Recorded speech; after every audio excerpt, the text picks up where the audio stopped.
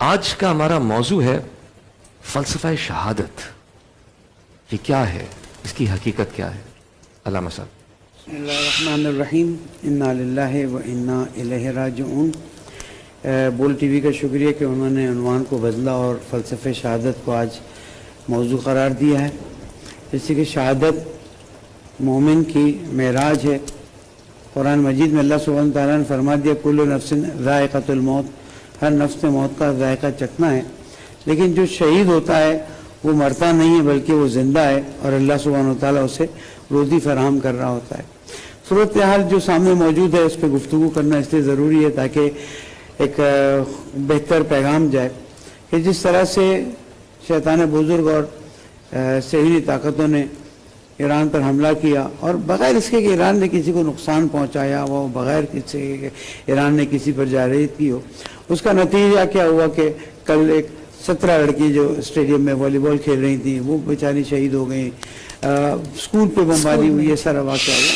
تو اس کے بعد جو بہت بڑا واقعہ ہے اور آج پوری امت مسلمہ غمزدہ ہے اور جس کی وجہ سے میں شکریہ ادا کرتا ہوں کہ آپ نے شہادت کا ٹاپک رکھا کہ حضرت آیت اللہ خامنہئی کی شہادت جو ہے بہت بڑی شہادت ہے اور پوری امت مسلمہ اس عظیم مجاہد کی شہادت پر افسردہ ہے.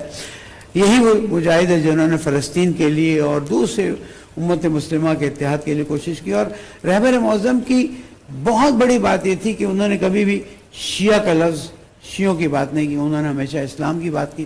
اور پورے فلسطین کے ایک ایک شخص سے پوچھ لیجئے کہ آپ کی مدد کے لیے کون آیا تو آپ کو پتہ چل جائے گا. میں اس پر پوری امت مسلمہ کو تسلیت درج کرتا ہوں اور اللہ تعالیٰ سے دعا کرتا ہوں کہ اب امت مسلمہ متحد ہو جائے اور اسلام کے دشمنوں کو پہچانے, اس لیے کہ اگر ایک ملک کو ختم کیا تو پھر باقی ملکوں کی بھی باری آئے گی. اس وقت پاکستان میں بھی مسلمان بھائی اپنے غصے کا اظہار کر رہے ہیں. اپنے ظاہر ہے کہ ایک ایسی کرب کی حالت ہے کہ جس اور یہ مظاہرے ایک ان کا حق بھی بنتا ہے. اب انتظامیہ کو چاہیے کہ ان مظاہروں کو روکنے یا مظاہروں کو مینج کرنے کے لیے ایک مناسب طریقہ. اس وقت میں آپ کو بتاؤں کراچی میں 19 لوگ شہید ہو چکے ہیں, ایک بڑی تعداد جو ہے وہ تقریباً زخمی ہوئی ہے.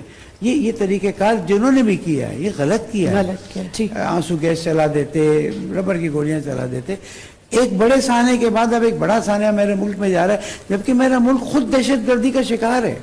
میرا ملک اس وقت میں حیران ہوں کہ جس پڑوسی ملک کو اتنا ہم نے سہارا دیا وہ آج ہندوستان اور نیتن یاہو سے مل کر مدد بھی مانگ رہا ہے.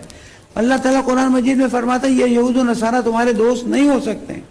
میں کیسے ان پڑوسیوں کو سمجھاؤں کہ 40 سال تمہیں ہم نے انصاروں کے مہاجروں کی طرح پالا ہے, بیٹیاں دی ہیں, بزنس دیا ہے, سب کچھ دیا ہے, آج تم مودی کی گود میں جاتے ہو. میرا پاکستان بہت اہم ہے, جمہوریہ اسلامی ایران بھی اہمیت رکھتا ہے. اب یہ دونوں ملک مل کر مسلمانوں کو متحد کریں اور کسی بھی طریقے سے یہ جو گولیاں چل رہی ہیں اس کو روکا جائے اور یہ جو جانے جا رہی ہیں ان کو روکا جائے. اس لیے کہ عرب ممالک پہ بھی بڑی مشکل آ گئی, اس پہ میں بھی بات نہیں کرتا, ہمارا فورم نہیں. میں صرف یہ کہوں گا کہ شہادت مومن کی میراث ہے لیکن اپنے وقت پر. اس سے پہلے اس نے ایسی حکمت عملی انجام دینی ہے کہ امت مسلمہ متحد رہے اور دشمن انسانیت اور دشمن اسلام. اب میں ایک پیغام اور دوں گا کہ میرے پیارے ملک کے اندر جو ٹیررزم ہو رہی ہے اس کا مقابلہ ہم نے سب نے مل کر کرنا ہے, اس کے لیے کوئی دو بات نہیں ہے. خوبصورت بات. جی مفتی قبیب صاحب, میں چاہوں گا بات کو آگے بڑھائیں اسی سلسلے کو. شہادت کا مفہوم اور یہ ایک ایسا نظریہ ہے جو انسان کو خوف سے آزاد کر دیتا ہے. بے شک. جزاک اللہ خیر. نحمدہ ونصلی ونسلم علی رسولہ الکریم.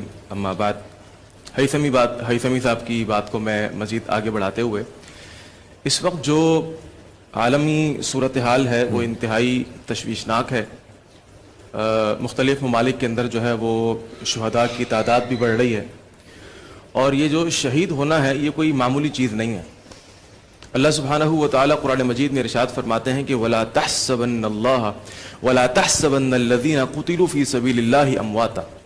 جو لوگ اس دنیا سے رخصت ہو چکے ہیں ان کو تم یہ نہ کہو کہ وہ جو ہے وہ قتل کر دیے گئے, ان کو موت آ گئی ہے. بل احیاء عند ربهم یرزقون, وہ زندہ ہیں. بھائی کیسے زندہ ہیں؟ نہ وہ نظر آ رہے, نہ وہ چلتے پھرتے ہوئے نظر آ رہے، نہ وہ کھاتے پیتے ہوئے نظر آ رہے. اللہ فرماتا ہے کہ ایک تمہاری عقل ہے، لیکن جب تم عقل سے اوپر جا کر کے دیکھتے ہو ایمان کے لیول سے، تو ایمان کے لیول پہ جا کے تمہیں نظر آئے گا کہ بل احیاء عند ربہم یرزقون، وہ زندہ بھی ہیں اور اپنے رب کے ہاں ان کو رزق بھی ملتا ہے. یہ شہادت کوئی معمولی چیز نہیں ہے. حدیث میں آتا ہے نبی علیہ الصلوۃ والسلام نے ارشاد فرمایا جنگ کے میدان کے اندر، میدان کارزار کے اندر جب ایک مجاہد لڑتا ہے اور اس کو شہادت حاصل ہونی ہوتی ہے، اس کو کوئی تیر لگتا ہے، کوئی خنجر لگتا ہے، کوئی گولی لگتی ہے، اس کا خون زمین پر بعد میں گرتا ہے، اللہ سبحانہ و تعالیٰ اس کی زندگی کے سارے گناہوں کو پہلے معاف کر دیتا ہے. سبحان اللہ، سبحان اللہ. تو بہرحال اس وقت یہ جو موجودہ صورتحال ہے یہ کافی تشویشناک ہے. اور ایک اور حدیث میرے ذہن میں آ رہی ہے، نبی علیہ الصلوۃ والسلام نے ارشاد فرمایا آپ شہادت کو خود بھی پسند کیا کرتے تھے. آپ نے فرمایا میرا یہ دل چاہتا ہے، میری یہ خواہش ہے کہ میں اس دنیا کے اندر شہید کر دیا جاؤں، ثم احیا، میں پھر زندہ کر دیا جاؤں، ثم اقتل، پھر شہید کر دیا جاؤں.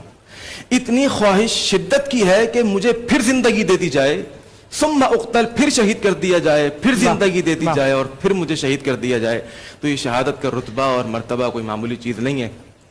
بہرحال اللہ سبحانہ و تعالیٰ جو لوگ اس دنیا سے رخصت ہو رہے ہیں ان سب کی کامل مغفرت فرما دیں. آمین آمین. پروفیسر محمد یونس جی.